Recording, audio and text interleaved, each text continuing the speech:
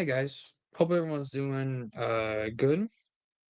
I wanted to do a little video here to sort of talk about some of the recent comments that President Trump made in regards to Pope Leo the 14th. Um, as you guys know, I am a Catholic, and I found these comments to be quite interesting. Um, so, for those that do not know, Pope Leo has been quite critical of Trump's war in Iran. He's preferring that Trump seek a peaceful resolution. Same with Iran as well. Um, Now, I think he's been a little bit more critical of Trump because, I mean, here's the thing: Trump represents a nation founded on Christian values. Whether you believe America is a Christian nation or not, that's one thing. But it is objectively founded on Christian values that date to Locke and that date to other sort of Christian philosophers. Now, granted, it is founded on Protestant Christian ideas, but generally those ideals are fairly consistent with Catholic ideals. Not all of them. Not all of them are, explained in a way that is Catholic, but they are um, in the ballpark of what we also teach, which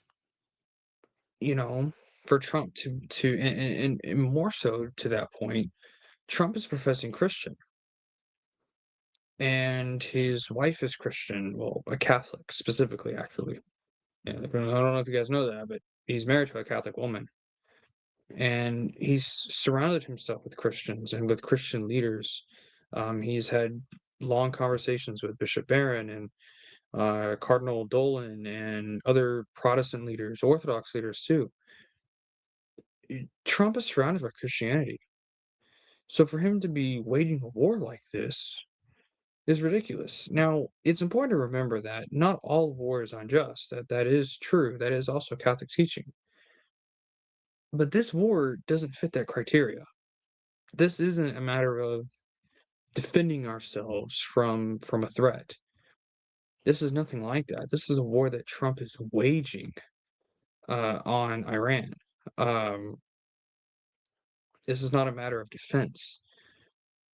If they were genuinely building nuclear weapons and were threatening to use them, that's one thing, but they weren't. And I mean, even a few months ago when we had the 12-day war, as Trump calls it, he said that they destroy the weapons in Iran, the nuclear weapons, not just the weapons, the facilities that they use to make them. So this idea that this war had nothing to do with that, it has nothing to do with the weapons that Iran could have, it has nothing to do with that. It has everything to do with first oil. This is economic. There's economic reasons for it, for the war, and also for Israeli interests.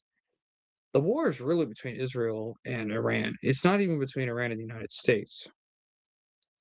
We should have no part in any sort of attack or strike that Israel wants to do. We should have no part of it. Israel has real conflict with Iran because Iran is supplying the Houthis, they're supplying Hamas, and for all intents and purposes, the war in Gaza is a proxy war between Iran and Israel. So that's a different situation. But the United States, we're not in any sort of proxy conflict with them. This is only being done for the benefit of Israel, not for the United States. And that is the other issue. So that is why Pope Leo is being so much, I feel, so much more critical towards President Trump because, well, he needs to be because he's the one making the worst mistakes in all this. And yeah, Pope Leo's been very critical of it. So critical that he held a prayer vigil at the Vatican over not only what's going on in the Middle East, but also what's going on in Ukraine still. Um, which is still going on, by the way. I think the rest of the world has kind of forgotten that because of what's going on in the Middle East, but it's just it's really, really, really, really sad. And For Trump to go on a tirade against the Pope is completely uncalled for. And I think the worst part of it is the fact that he made the claim that Pope Leo was only elected because of Trump getting elected in November. That is ridiculous. And that is a conspiracy theory that people were pushing around when Pope Leo first was announced as the next pope. People were saying, well, he was only elected because, to combat Trump, as if the Vatican had any sort of. I don't think the cardinals of the church are that concerned with Trump. They're really not, and they're not going to elect the next pontiff based on, oh well, what's going on in the United States, the world, and more specifically the church is so much more than that. The United States isn't the only concern of the world, much less the church. The church has no, when it comes to electing a pope, what's going on in the United States has no bearing on it. If anything, if they wanted to combat Trump, they wouldn't have elected an American because if you think about it, imagine if you're Trump and you have this, you try to think like Trump for a second here, and you saw that the next pope was an American. Wouldn't you feel more bolstered and more uh proud if that were the case? Yeah, I know I would be if I was Trump, you know? So you would think that to combat Trump, they would put a non-American in there, um, that is, very liberal. Here's the thing with Pope Leo the 14th. He's not liberal. He's a centrist. He is a moderate cardinal, or he was a moderate cardinal. He's a moderate pope. He was chosen because the church is so ideologically divided in how it interprets church doctrine between conservatives and liberals. And I don't mean that in the American sense. I mean it in the sense of there are conservative Catholics who have more traditional understandings of church teaching, and then there's more liberal Catholics like Pope Francis was, who have a much more, progressive take on the teachings of the church.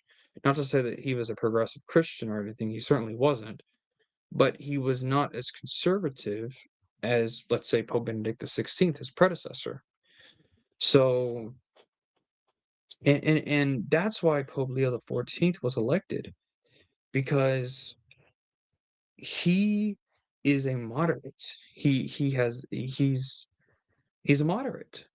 And I actually think that that's more in line. I think, conservative and liberals, I think I don't think either side has an accurate representation of church teaching, because the church, in terms of its teaching, is very moderate. That's why it doesn't fit with Republican and Democrat, sort of ideology. Because the church is just so fundamentally different than that. I think the Democrats, Republicans are concerned with two things: politics and economics. The church is not concerned with either of those two things. The church is concerned with ethics, with morals, with the human person and how to treat the human person. The political parties aren't concerned with that, especially in America. So anyway, so for Trump to suggest that Pope Leo the 14th was elected purely to sort of be, to oppose Trump is insane. It's absolutely insane. And then he made the list that, or he made the comment that Pope Leo wasn't even considered, like, he wasn't even like, no one thought he could win. That's not entirely true. He was on a lot of prominent papabile, I think that's how you say it. In other words, likely to be pope lists. He was on a lot of lists of people that, of potential cardinals who could be the next pope. And Pope, Cardinal Prevost was on that list. I remember reading them, seeing those lists. He was on that list. So that's a false claim by the president. It's fundamentally false. Now, no one thought that he would be one of those likely, to be elected. They didn't think he was going to be elected. He is a dark horse candidate. Don't get me wrong, but it's not like it was like way out of the ballpark. It's not like he was like on zero people's list of potential next popes. I mean that's not true, and that seems to be what, at least that's how I interpreted what Trump said. That seems to be what he was indicating,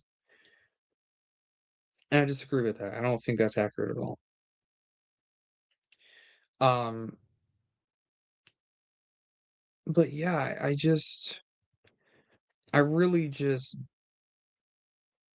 eh, I'm really disappointed, and I'm quite angry at what Trump said here. And I think this will be one of the moments that will hurt him in his see the thing of the fact of the matter is the midterms are coming up. Okay, they're in a couple of months. Not gonna say a couple, but they're in about 8 months or so. Eight or about 7, 8 months.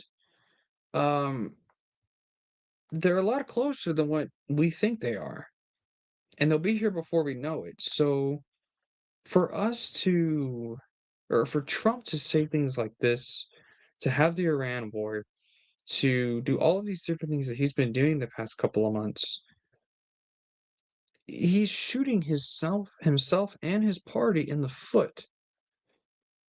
Um, and then and here's the bottom line. There's going to be a blue wave in the midterms. It's coming. And after that happens, Trump's going to get nothing done. And there's going to be impeachments. It's going to happen again. It's only a matter of time. He's going to get impeached for a third time. And he's going to have a huge problem. And now, am I saying I want that to happen? No. I don't. I don't necessarily want a red wave either. But I think I think a blue wave is likely. I really do. I really think it's going to happen. And because Trump, if you look at his poll numbers, if you look at the way people are feeling, especially from people who voted for him, they're not liking him. My own mom was a big Trump fan. She's very upset with him. And I think many Trump voters are feeling the same way, and they should be, because Trump is going back on his promises. Um, Scott, I don't think he's the Antichrist, but yeah, I think he may be a Antichrist. We can put it like that. The Antichrist. I don't know, but he's certainly not for Christianity. That's for sure. Good to see you again, Scott. I'll talk to you in a while. But anyway, I think he's just shooting himself in the foot, and I think I think the midterms are gonna be a my ultimate prediction. I've said this. I've started to believe these past couple of months. He might get removed from office. I think it's entirely possible. Um, because I think a lot of the things that people, presidents forget, they can't wage war. They cannot declare war. They cannot. There's only certain things that they can do. Now, to be fair, the last time Congress declared war was back during World War II, back after Pearl Harbor. That's the last time that happened. And about all the wars we've had since then, it's more than one. So, you had Vietnam, you had the Korean War, you had the Korean War, then you had Vietnam, then you had Desert Storm, then you had Iraq, Afghanistan. I mean, you had all these different conflicts going on, and Congress didn't declare war once in any of them, as far as I know. And I think that's one of the problems with the presidency now. Just not just in Trump's presidency, but the presidency in general, it's getting way too freaking powerful. I mean, Congress is losing so much of its power and it's going to the president. And I say that because I've been in school. I'm taking a politics class this semester. Um, so we've read things like, the Federalist Papers and sort of other documents like that that outline sort of what the executive is supposed to look like, along with the legislative and judicial. And the executive branch right now, the presidency specifically, is completely out of the realm of what the fathers wanted, or the founders, not the fathers. That's not church fathers. The founders, what they wanted, and what they saw. At least Hamilton and Madison. And it's crazy. It's kind of crazy. The more I study, like the founders, the more it's like we as a country, our government, just institutionally, systematically, it's so out of the ballpark of what the founders wanted. And maybe the anti-federalists kind of had a point with some of the things they were saying when in regards to the Constitution. Now, I'm not saying the Constitution's bad or a bad document. I don't think that at all. But certainly, the government's getting too powerful, and I'm still very much in favor of limited government, at least in a democratic society. I think limited government is the best way for um, people to live in a free society. But I think the executive, and this is why so many people are calling Trump authoritarian. Now, I don't think he's a fascist. I think Trump is not fascist at all. I think he has elements that you know are similar to fascism, but I don't think he is a fascist. I think that's a little bit too extreme.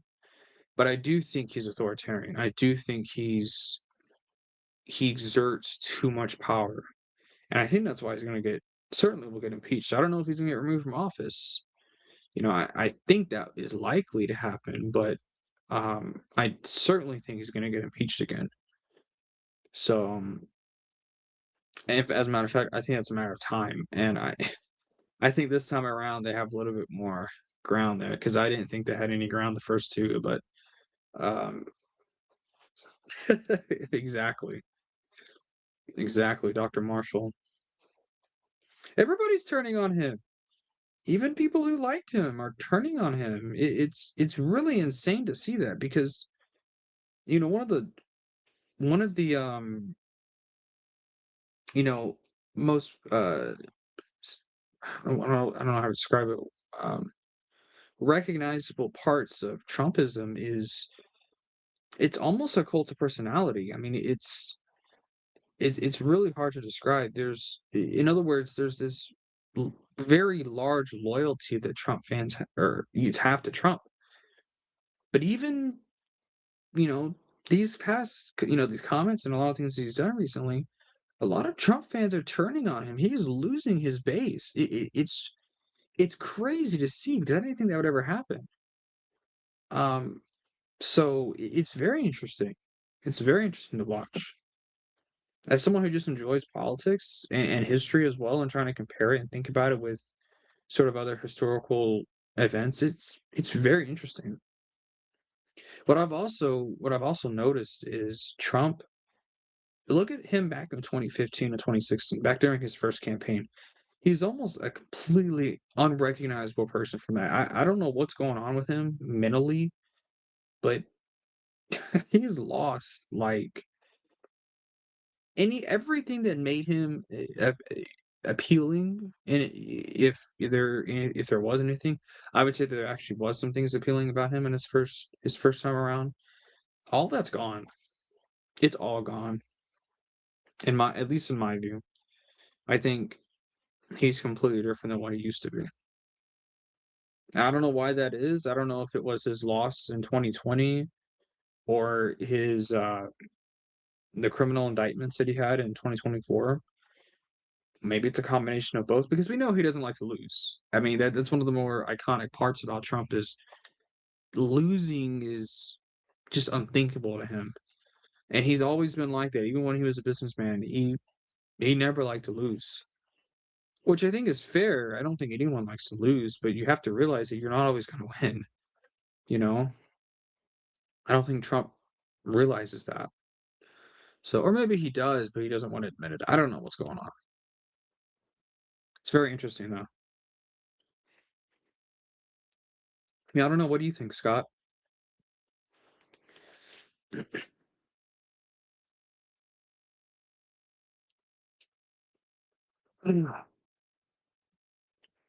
just, it's very interesting. Very, very interesting. Yeah, maybe that's it. I know who you're talking about too. That Paula White is ridiculous. That's not a pastor. That's not even, it's hardly a Christian. Anyone who advocates for prosperity theology i- is missed so much of the Bible. Like it's almost like you just didn't read it. I mean, because no one denies that God rewards people, but to say that you're guaranteed prosperity just by following him is ridiculous. It's absolutely ridiculous. And it's not biblical. Like, I don't even know what passages they turn to. Like, what? I can't even think of any passages that they would turn to for that. Like, because the Bible is, I remember in Matthew, Jesus says he's going to separate the sheep and the goats. And basically, he said that true followers of him are those who serve the poor, who give to the hungry, who clothe the naked, visit the imprisoned, heal the sick, etc. In other words, helping the marginalized people of society. Does that sound like prosperity theology? Not to me. Prosperity theology has no humility in it. It's about the self, and that's something that. And I know I'm kind of preaching to the choir here with you, Scott, but for those who may not know, it's just it's insane, is what it is. Absolutely insane. I haven't. I'm interested to check it out because I like the Grahams a lot. I love Billy Graham.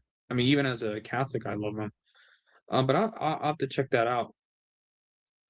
I didn't know he said anything that wasn't appropriate. I need to look at that for sure. Thanks for letting me know about that. Because I even like Franklin. Well, Franklin Graham is a little different than Billy Graham, I think. Franklin, his son Franklin, for those who don't know, again, he's MAGA. So I don't think Billy Graham would be MAGA. I really don't. Maybe in Trump's early years, but not afterwards. And I think it's something that like people like a lot of Trump fans they don't really recognize. He's not the same guy he was 10 years ago. He's not. Fundamentally, he's not. He's so different.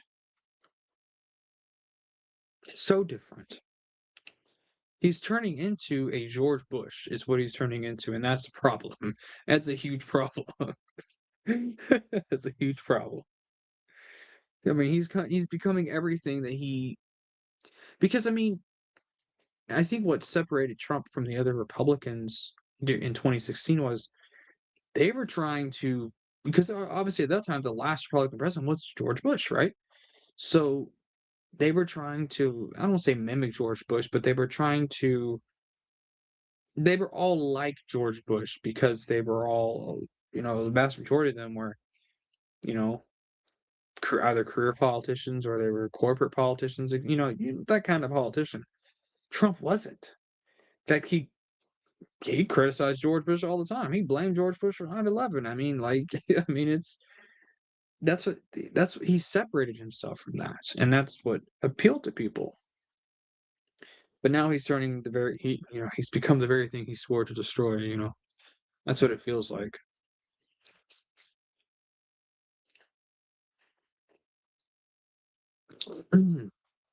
It's very interesting though. Very interesting. I will check that out though for sure. The video of the guy in the Easter Bunny costume looking on with Trump outside the White House, raving about annihilating her, it's pretty wild too. See, when he made that comment, I'm like, the first word that came to mind was genocide. That's objectively, that's what that is. Yeah, it is meme gold. You're right. You're right, Scott.